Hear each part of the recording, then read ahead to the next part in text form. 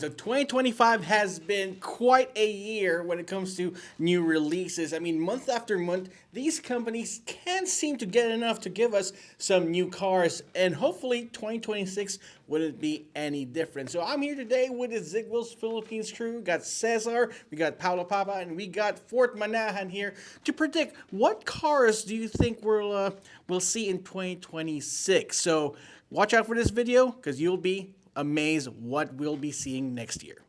So first off, we've got a crowd favorite with the all-new Nissan Navara. The Nissan Navara was unveiled in Australia just this week earlier as soon as we're filming this, and it is quite a looker. Kind of a polarizing effect because some people think that it looks a lot like its stablemate in the Mitsubishi Nissan Renault Alliance, but I gotta say it has some qualities that I think really sets it apart. It's got a 2.4-liter turbocharged diesel engine that makes around 200 horsepower and 470 Newton-meters of torque. And if the Australian market Navara is any indication, it certainly has some upgrades that will definitely make sure that a lot of Navara fans will love. When do you think we'll see it in the Philippines? We have no idea, but if we give us our best guess, probably in the second half of 2026. All right, so next on our list is a comebacking nameplate, which was discontinued sometime in the early 2000s. Now, that's the Honda Prelude. Honda Cars Philippines Incorporated president herself, Rie Miyake, and she said it will be arriving soon, which she announced during the 2025 Japan Mobility Show, done on October. And our guess, it's gonna be in the first half of the month. First half of the year. Especially because we're anticipating two big auto shows this year, which is Mia's and BIM's. So another car coming in 2026 is the Kia EV5. It was previewed at the 2025 Philippine Electric Vehicle Summit, and at the event it was confirmed to arrive in the local market in the first quarter of 2026.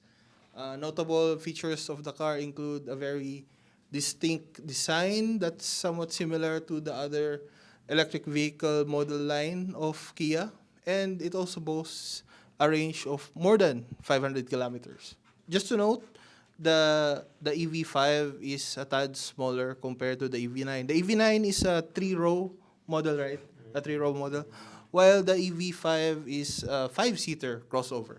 Toyota is also in the business of launching a barrage of models in 2026, and one of them is the Toyota Hilux. Now, we are expecting that the model would arrive later than April, since we have seen this model in Thailand already, and now Toyota Motor Philippines has confirmed its arrival, though did not give any details about the launch. We are expecting that it might have the same powertrain options as the current generation, but it might have an electrified model which could be called the Travo. Okay, another model that was confirmed to arrive in the Philippine market in 2026 is the GAC Aion UT. It is a hatchback-styled crossover with over 500 kilometers of range, but it will be priced below 1 million. And what can we say? That's somewhat of a herald of an upcoming EV war. So when will this EV war start? Well, GAC didn't exactly say when the Aion UT will launch in 2026, but we can expect that sometime in the first quarter, maybe second quarter, something. Going back to the Nissan camp of what we want to see in 2026, it's the Nissan Magnite. That's been a long time coming since we've last heard of the Nissan Magnite, first previewed in the 2024 Philippine International Motor Show, and earlier this year, the new Nissan Philippine president did hint on a couple of new models. We're hoping that the Magnite is one of them. When in 2026 will we expect this? Probably we'll be seeing another sneak peek if Nissan decides to join the Philippine International Motor Show, or probably the fifth quarter of 2026. Things are looking good for the Golden Bowtie brand here in the Philippines because Chevrolet might be bringing the electrified version of the Captiva MPV in 2026. Now, they already brought the Captiva earlier this year, which we would have to say looks pretty good for an MPV. It has that SUV styling. So we're excited for them to, bring that electrified variant of the nameplate so that they can further probably their sustainability goals. If we're gonna look at how Chevrolet Philippines does its things, because it likes to do things its own way, we're expecting the release of the Captiva EV sometime in NIAS or probably later within the year. Toyota Motor Philippines already confirmed that the GR Yaris' bigger brother, the GR Corolla, is now open for reservations for Filipino buyers. What? But the actual units may come in to the country early 2026, first month, second month, something like that. We can expect maybe the same levels of performance with more room because it's a larger bodied hatchback. But it's an exciting model, manual, ganun, turbocharged, all-wheel drive, di ba? And it might join the TGR Philippines. Yes, it might Oh. join and make an appearance sa mga future iterations ng Toyota Gazoo Racing Philippine Cup. Yes.